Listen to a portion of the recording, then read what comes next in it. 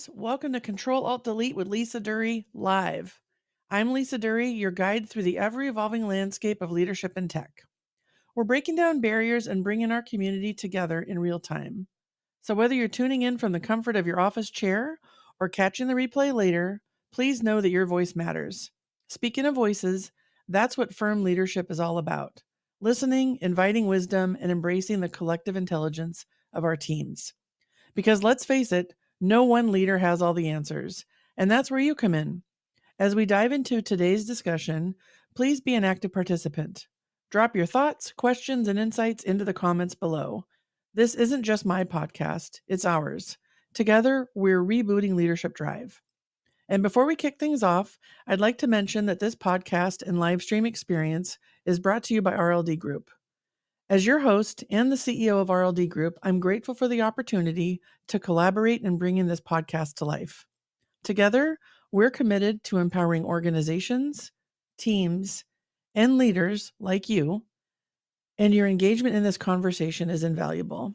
So without further ado, let's jump into the conversation, get comfy, hit that subscribe button if you haven't already, and let's make some magic happen. Welcome, everyone. I'm Lisa Duerre, and you are here live on Control-Alt-Delete with Lisa Duerre Live. How about we say that twice? Yeah. Hey, we're going to talk today about something that not only affects the bottom line, but it affects every employee in your organization, including you as the leader. It's about communication, and specifically mindful communication. So on this season of Control-Alt-Delete with Lisa Duerre, we're talking about firm leadership, which stands for flexible, intuitive, resilient, and mindful. Firm leadership is the foundation in which we engage with our clients, in which the ways that we are consulting and delivering workshops, how we're coaching.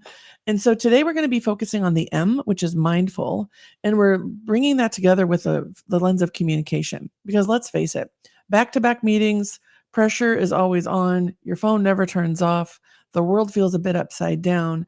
How do you as a leader be the most effective communicator possible? Because this matters. And mindfulness is a piece of not getting triggered, being clear on your intended outcome, and bringing the best of you in those communications. So I'm going to drop a statistic here, and then I can't wait to bring our guest up today. But the statistic is that 86% of employees and executives cite the lack of effective collaboration and communication as the primary cause of workplace failures.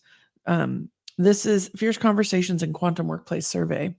So if we're talking 86% recognize how critical communication is to your business, to your bottom line, and to the well-being of your employees, we need to talk about it today. So I'm thrilled to introduce our guest today, longtime colleague, friend of mine back from college days. We work together all the time. The HR Leaders Coach, Susan Nelson. Welcome to Control-Alt-Delete with Lisa Duerre. Thank you so much for having me. It's great to be here. Whoop, whoop. Hey, she's here, right? So Uh, we've been talking about this for years. We know, even when we did our senior project back in the day, right? Communication matters. So it what are your does. thoughts on this 86% of employees citing this lack of communication as a primary cause of workplace failure? What are you seeing? What are your thoughts? At first you think, oh, that's a staggering number, right? But it's like, it makes sense. So much of what we do and everything that we do in the workplace comes back to communication. And I can think about as an HR person, when things went south, it was because of a misunderstanding or, a miscommunication of some sort was behind the root issue of what was happening in that case. And so it's like, I always think, gosh, communication is so critical and we can't ignore it. We've got to be thinking about how do we show up as leaders with our teams and communicating effectively and mindfully. Mhm. Yeah, Yeah, you put the mindful right in there. I love it so much because listen, I keep it real here, as we know. I'm not always great at this.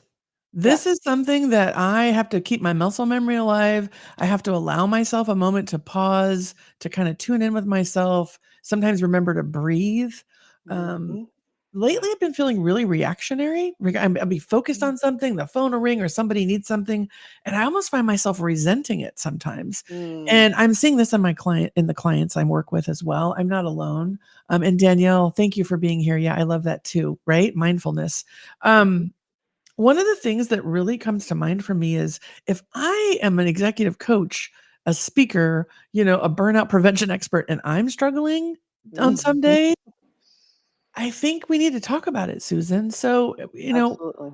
one of the things I was thinking about as you and I were talking is just transitions in seasons and lifetimes, right? So, for many people right now, it's back to school. For other groups, maybe it's elder care. Maybe you're in a health crisis, there's more appointments than normal. There's Mhm. always something behind the Zoom screen that could impact how you show up as a leader, how you communicate, and what may be triggering you or depleting you from a resource standpoint, which is, I know for me, when I get a little bit reactionary. Well, but sometimes a lot.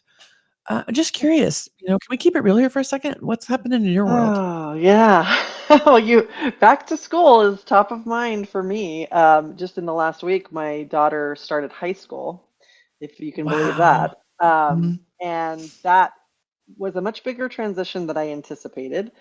And it caused both of us to become very reactionary and I had to really step back and tap into what I've been learning about for a lot of my career and more recently, I would say in the last few years, really getting into a mindfulness practice about how I can ground myself. And I'll give a perfect example. um, my standard has always been, hey, how was your day? And so she comes home from high school, first day of high school. It was terrible. It was the worst day ever, blah, blah, blah, blah, blah. And of course, I want to get into inquiry of like, oh, well, what happened, And so I had to take a step back because what I find with her in particular is when she matches my energies or I match her energy. So mhm, she's coming at it from that standpoint of, reactionary, don't talk to me, very negative. Then I start to kind of, it's this vicious cycle. So mhm, what I realized was like, okay, I got to give her some space, let her go in her room and decompress from whatever happened during the day. And then, I approach her later, at dinner time or whenever she's ready to engage, not necessarily talk, but engage, mhm, and come up with something other than how was your day, right? And sometimes what I found, she actually also started cross country too. So she was having some pain in her hip or whatever, and she had mentioned that to me one day. And what I did was I kind of came full circle and asked her something about, hey, how's your hip doing? Something not academically related, mhm, or how was your day? Because that's where I find that she's able to respond and get back to me of like, oh yeah, I'm doing better. And sometimes she'll even open up further than with, oh, and by the way, I have this question, or it's really kind of this opener to kind of create that space for her.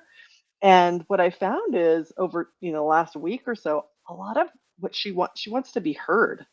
mhm, She just wants to be heard. And I'm a very much a communicator of, I'm curious, I want to know all the things, and I ask a lot of questions. And for her, the recipient, it's, oh, you're pinging me all the time with all these, you're pelting me with questions. It's overwhelming. And I'm speaking as her, she's already overwhelmed enough as it is with all the transitions that she's going through. So it's like, can you just, and I really am now taking the approach of listening with intent, right? And really mhm, understanding her body language too. Is this something that's really, got you down, or is there something more serious here, or am I just here to listen? And 99% of the time, it's just she wants to be heard without me commentating at all. mhm, And I think that's true of a lot of our employees too. If I think relating it back to the workplace, employees just want to be heard. Don't underestimate the power in helping them feel heard, right? Through active listening. It's a super powerful tool. It's super hard to do in the moment, right? And especially when we've got constant distractions around us, right? Your phone's pinging, you're stressed out about a meeting that's coming up, or what have you. But really trying to, using mindfulness practices to help you stay grounded when something important does come up, so that you can stay in that moment with them, and really, whether it's working through it or just helping them know that you care, right? You care enough to mhm. stay in that moment with them and really listen. So that was one that's come up more recently for me. And I'm thinking about, how does this, relate back to the workplace? And that's definitely the tie-in for me. Yeah. Yeah. Listen, first of all, thank you for sharing a personal story, right? This is how we learn because we can see ourselves in other people's stories. Danielle Mhm. had a comment on here that says, I feel that so deeply. Great insight. So Danielle, thank you for chatting. And if you're with us live, drop in your insights too. Like this is an interactive conversation where we're going to learn from and with each other. And I think if I could summarize what I heard you say, Susan, is, curiosity is a superpower. And sometimes when it's overdone, it's an annoyance. Right? I mean, I'm Yes. a curious person. I want to know. Mhm. I practice appreciative inquiry. I've got life-giving questions. These are the coolest things ever. And sometimes people are like, I need quiet. I need to think. Yeah. I need to regroup. And the other thing I heard you say that I think is for me really a great reminder, even in the moment right now, is that mindfulness, right? When we say mindful in our firm model, it doesn't mean you're going on a yoga retreat. It simply means you're tuning in. You're aware Right. of your triggers. You're asking yourself, where am I right now? Am I closed and bitter and Mhm. frustrated? Am I open and Yeah. curious? Right. So mindfulness doesn't mean you got to leave the building to go catch yourself. It's simply taking 3 deep breaths and being curious enough to check in on yourself, right? Absolutely. And Yeah. I think it's also reflectionary and being okay with a do-over. Like you gave your daughter Mm. time, right? So Yes. let's say you're in a meeting and there's, the tape out's not working or the bug really blew it and your main customer is all pissed off and you leave that meeting and your boss like, how did it go? And it went awful, right? Wait, whoa, Mhm, right? mhm. Your boss Yeah. might need to say, hey, you want to take 10 minutes and let's debrief that? Maybe grab a cup of Yeah. coffee or what, like there's a way to just Yeah. even read the, like you said, the body language. So I think Right. it's funny because we don't have to look very far for examples of what I'll call a high point story Mhm. versus a depreciative experience and be reminded of how to show up to be the Yeah. best communicator you can. And sometimes Absolutely. it's calling your own time out. Yeah, Right? and I love the example that you gave where sometimes it's even removing yourself from the environment can make all the difference, right? So Mhm. in my daughter's case, going into her room is sort of her safe space where she can just kind of decompress. But in the workplace, it's like, yeah, let's get out of the building and let's, or assuming you're in a building together, Yeah. but go to the coffee shop next door or more of a neutral place Mhm. because our bodies react to if we just had this bad experience in the office or a negative experience, we separating ourselves from that can really go a long way in kind of resetting our brain and just kind of shaking it off a little bit to be able to have that productive conversation. So Yeah. yeah, Yeah, I mean, environment it's makes a such big a difference. pattern interrupt, right? A pattern interrupt is a great thing. It doesn't mean that, Yeah. sometimes I would just walk outside and look up at a tree and like, okay, all right, Right. what are the stories I'm telling myself? How am I reacting? Is this aligned with how I want to show up in the world? Right? One of Yes. my favorite questions is, how do I want to feel? I mean, we asked before we Mm, started, how do you want to feel when we're done, right? So mhm, being intentional about the energy you're bringing to a situation and for honestly sure. practicing that do-over is huge. Yeah. I see a comment here from Danielle. I'm so glad you're here communicating with us. Let's see what we say. Oh, yeah, Susan. So making people feel heard is a huge gift. Great reminder, Susan. Letting people share until they're completely done with just validation and care. Oh, tell me more about that. It's a great way. Yeah, Yes. Agreed. definitely see that. Yeah. It's funny when I facilitate, when someone does a share, they'll do a debrief of a breakout room, and they're heartfelt talking about something hard or like intense. Mhm. My question is always like, "Are you complete with that share? Is there more that you'd like to Mm, say?" Right?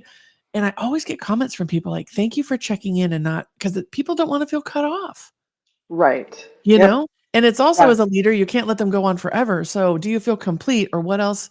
What one more sentence will make you feel complete means you can actually capture it too without, giving Yes. up all their And time. I love that wording too, and the model that you set for maybe anybody else who's in the room, right? Listening Mhm. and wow, what a great phrase to use with people to allow them to feel complete and yet Yeah. not take away time from, other things that maybe need to get done in that meeting. So love that. It's an interesting question too, because I often think sometimes people just think they have to keep filling space and keep talking. So, do you feel complete? It's like, "Oh, I'm good," right? When I Yes, learned this was when I was on Clubhouse all the time because they can't see you, and you'd have to right. say, "And with that, I'm complete." And I just was like, "This is game That's changer," awesome. you know? Yeah. Yes, it is. It is. I'm gonna bring another statistic up in our conversation, okay? So, 71% of employees are more productive when their workplace practices mindful communication, and this is from the American Psychological Association, and seeing Danielle's comments and hearing your Mhm. story, I think the question I wanna ask the listener, right, who's here right now is, what is your mindful communication practice? How do you give yourself the space, the time, um, to check in? And what are you doing in your team meetings? How are you Mhm. modeling mindfulness, right?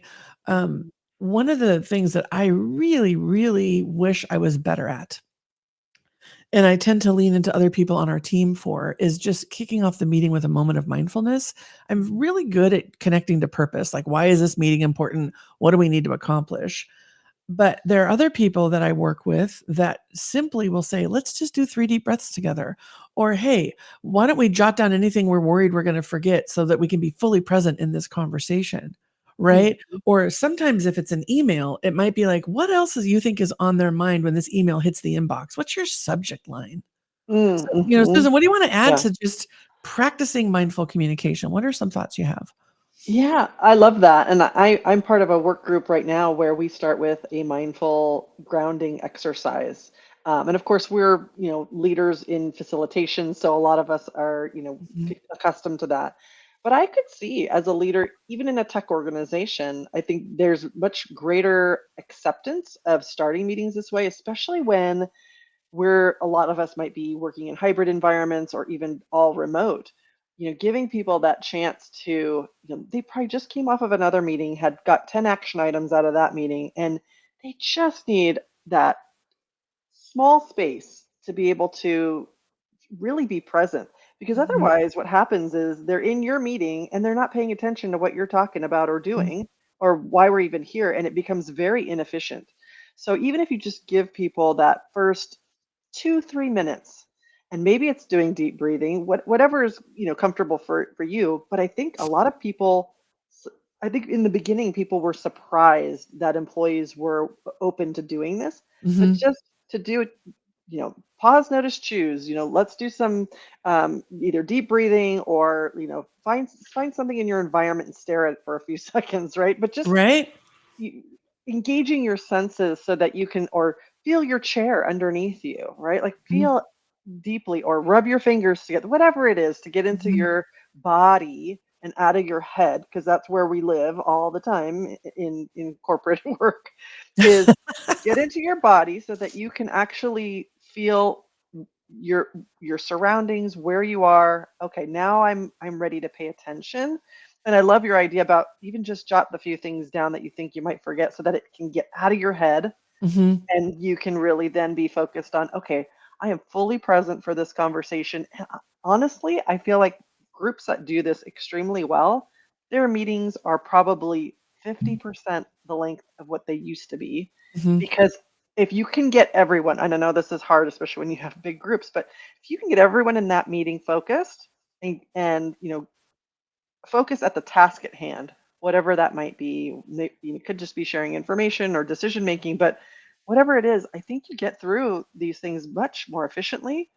And people appreciate that, especially when mhm, they know they're in back to back meetings all day with very little breaks. It's like, hey, let's give you the gift of time and you can decompress a little bit before your next meeting. And I think that's extremely powerful. But yeah, finding that thing that whether and maybe you even become known for it in your organization. It's like, oh, I really enjoy going to Lisa's meetings because I know we're going to start with a little bit of purpose, but grounding, right? To kind of make yeah, sure that we're all here in the sense of yeah. not just physically, but emotionally. Oh, it's so interesting, Susan, because the purpose question, right? It some people are like, what? Well, duh, this is our job. I'm like, no, no, no, no. Like when you connect to purpose, like Mhm, thinking about your customers or why the business exists or what you make the impact you need to make in the world or why this meeting matters. It's a mhm, really great way to kind of laser focus people into the now and to get present.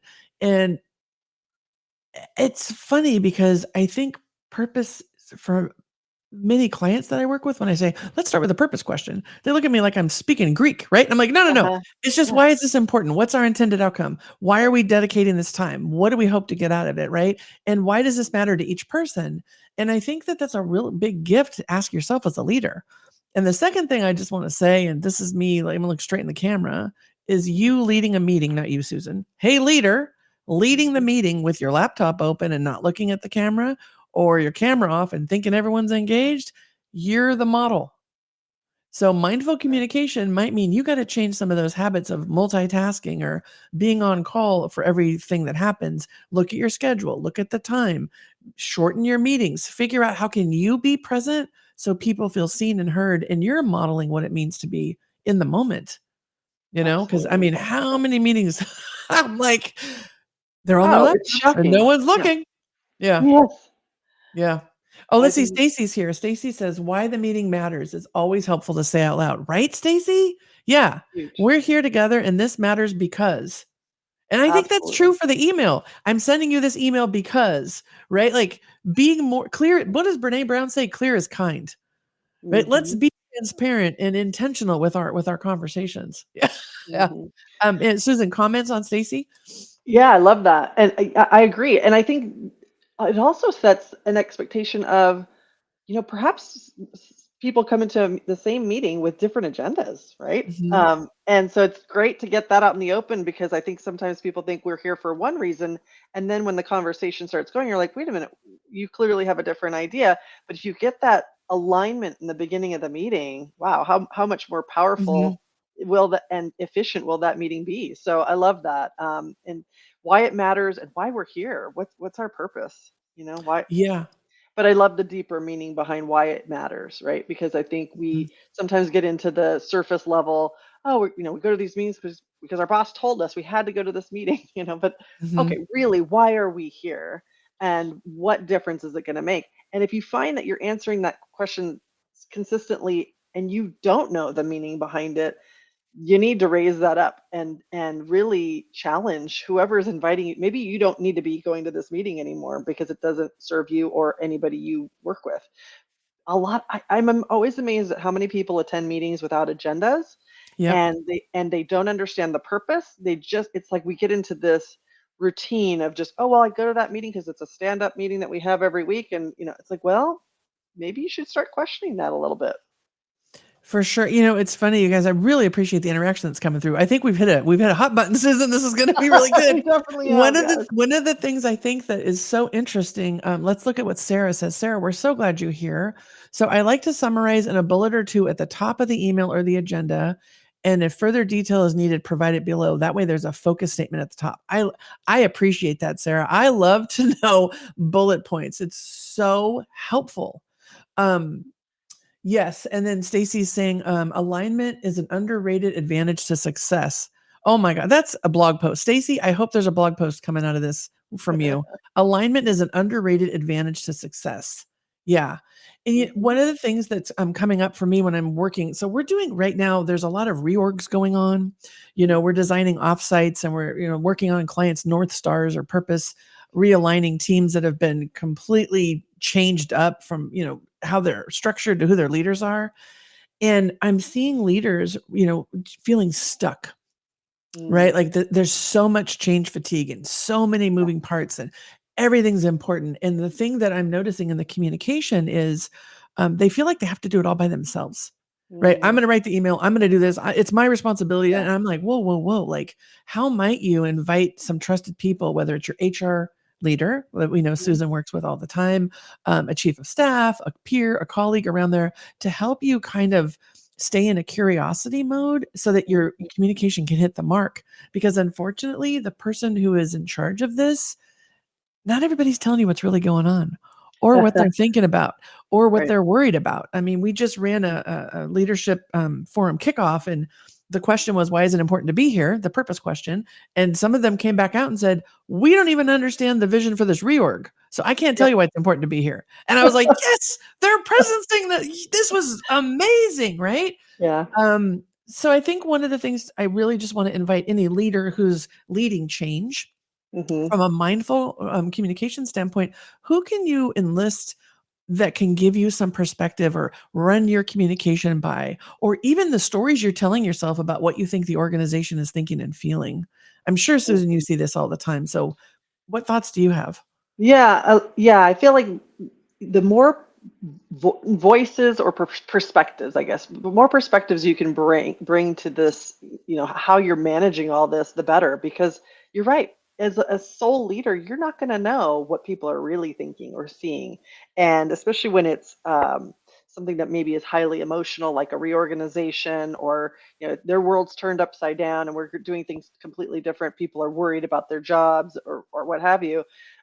You're not going to always hear the real deal. And I think with time and being a more mindful communicator, and pulling in more perspectives, I think with time, people that builds a lot of trust with employees, right? And then they'll start sharing maybe a little bit more with you or more candidly in certain, scenarios, to kind of say, hey, that really didn't land well for people, or Mhm. how could you, do that differently next time? And I think as a leader who is open to that feedback and really listens and does something with the feedback, you become that trusted person. And I think Mhm. employees really do appreciate that. And those leaders tend to be far and few between, because we don't stop long enough to pay attention to what is being said and what's not being said. It's like reading between the lines, right? And if we're so worried about the next thing, or oh, I've got to go to this meeting and that meeting, it's like, no, no, no, no, no. You actually need to slow way, way, way, way, way down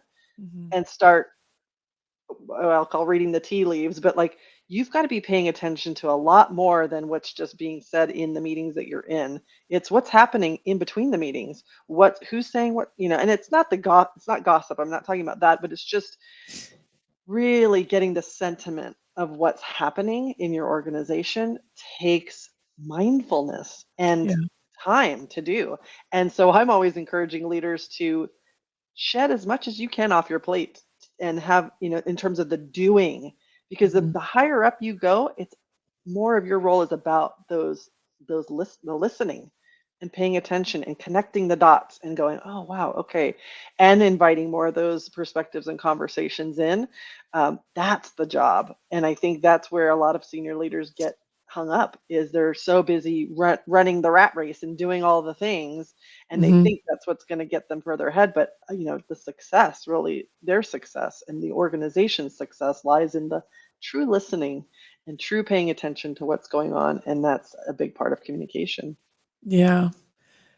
I'm going to do a couple things with the time we have left. First, I'm going to say that one of the, if I can give everyone here something to write down, I would say that what I've learned is you can't be reactive if you're being curious. Mm, Right. So if you're staying curious, like what's going on, or what am I missing, or what are people not saying, or how is this landing? It's really hard to get defensive and reactive. Right. So I mhm, just want to mhm, invite everybody to think about this from a mindful communication standpoint. Are you landing in curiosity or reactivity? Because that's gonna where you aim the car, it goes. Right. So that's one right. thing. The second thing I want to say is I have a couple other ideas to interrupt your patterns. The first is to reach out and connect. So I would call Susan, right? I've called Susan. Oh my gosh, this one. What do you think of this? Right. So connect with someone, get out of your head and find a safe place to talk. The second is change your physical perspective, which Susan mentioned. The third is how might you resource yourself? What brings you energy? What helps Mm, relax you? How do you then, tune back in to resource yourself? And the other is move your body. And I mean, mm, we did a workshop with a group of sales leaders, male sales leaders, and we had them doing qigong. Okay. They were banging the temple. They were uh, blithering. They were doing everything. They wanted to have the best quarter they had. And we wanted to get all the stress out so they could be present to plan. And it was phenomenal. But, they were moving their body. Now, do you need to do Qigong? No, you take a walk, go to the gym. I don't know, walk on a treadmill at your desk, whatever. But moving your body can get you back into a more mindful state.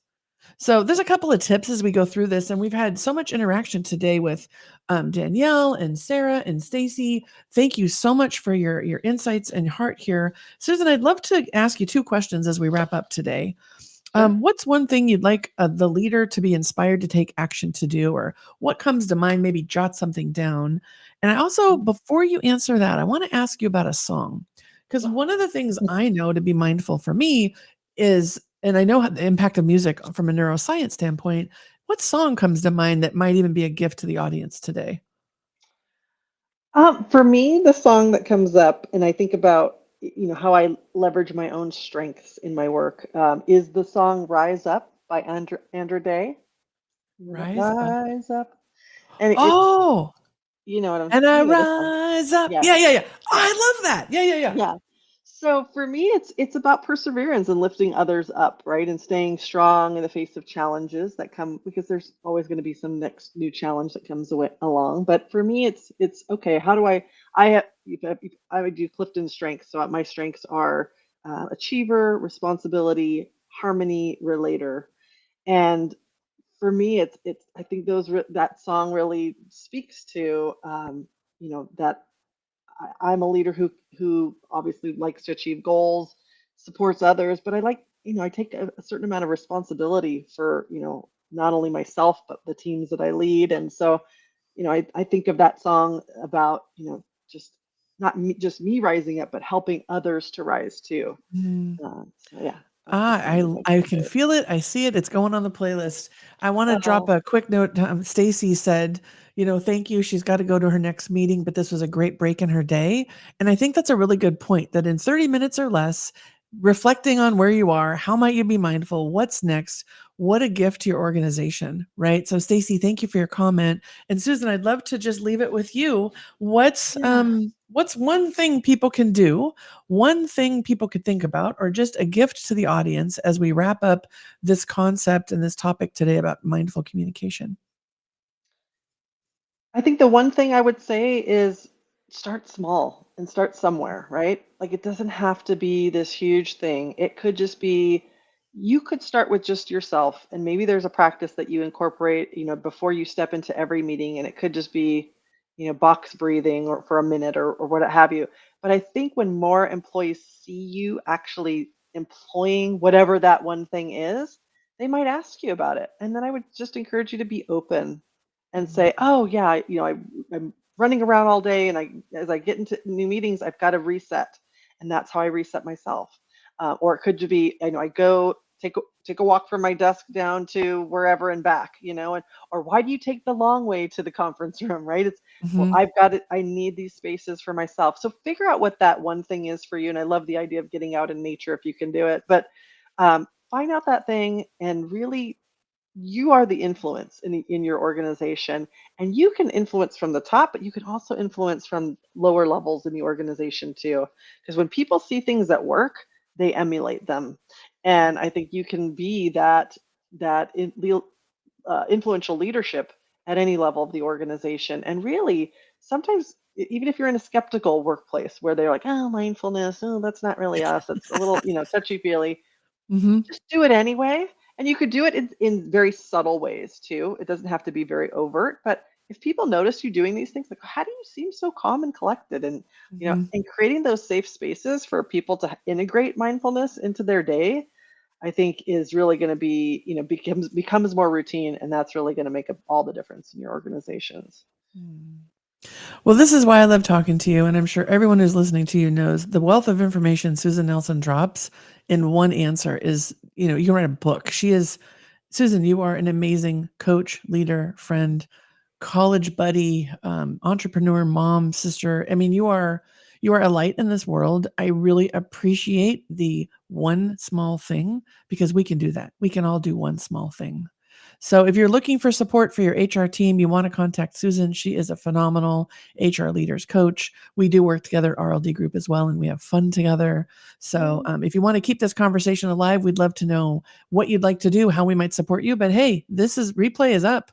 Take it into your team meeting, bring it to your family dinner, like, share, subscribe. Like we're doing this for you and for us and for all of us today. Thank you for participating. Susan, thank you for bringing your heart and your experience. And Thank we'll you. see you next time on Control Alt Delete with Lisa Duerre. Take care, everyone. That's a wrap, folks. Whether you're here with us live for the reboot or caught the replay to upgrade your leadership drive, I want to say a big thank you for being a part of this experience.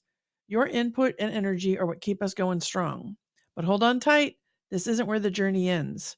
Let's keep the momentum going by sharing your thoughts in the comments, spreading the word on social media, or dropping me a message. I'm all ears and ready to connect. And hey, don't forget to hit that subscribe button or ring the bell so you don't miss our next episode. If today sparked something for you, your likes and comments mean the world. They help us reach more leaders like yourself and prevent burnout. Together, we're not just leaders, we're firm leaders, upgrading our drive and rebooting our leadership game one episode at a time. Oh, and one more thing. If you're interested in bringing this valuable discussion to your teams or organization, RLD Group is here to lend a hand. Reach out via LinkedIn or email hello@rldgroupllc.com. We'd love to chat. Until next time, this is Lisa Duerre signing off with a virtual high five and or a virtual fist bump, whatever you choose. Make it a great day, everyone.